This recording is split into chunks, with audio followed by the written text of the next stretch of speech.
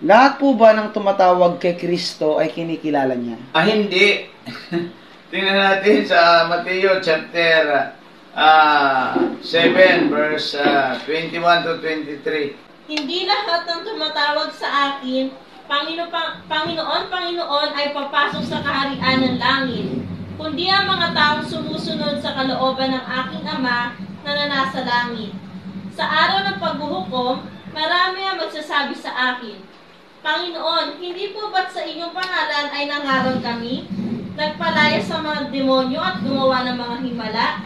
Ngunit sasabihin ko sa kanila, hindi ko kayo kilala, lumayo kayo sa akin, kayo mga gumagawa ng kasamaan. Yun. Ano ang ibig sabihin dito? Ang ibig sabihin dito, hindi lahat na tumatawag, may ng mga nagpalayas pa nga eh. Ng demonyo sa ngalan ni Jesus eh.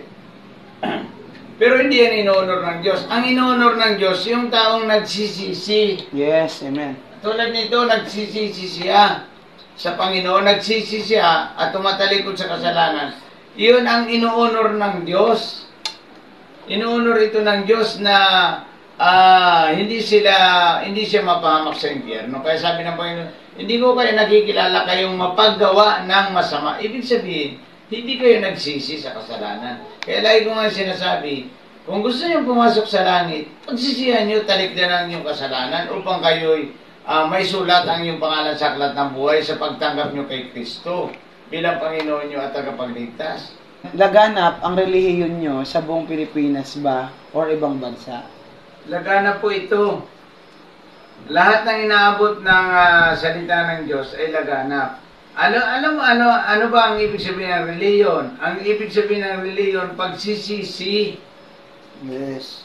Yan ang tunay na reliyon, pagsisisi. Akala mo, stress, ang reliyon ay born again o iglesia o kaya Muslim. Hindi yan ang tunay na reliyon. Ang tunay na reliyon ay ang pagsisisi kasi ang ibig sabihin ng reliyon ay si Kristo ang nagdugtong ng kaugnayan ng tao sa kanang Diyos. Yung pagkaputol ng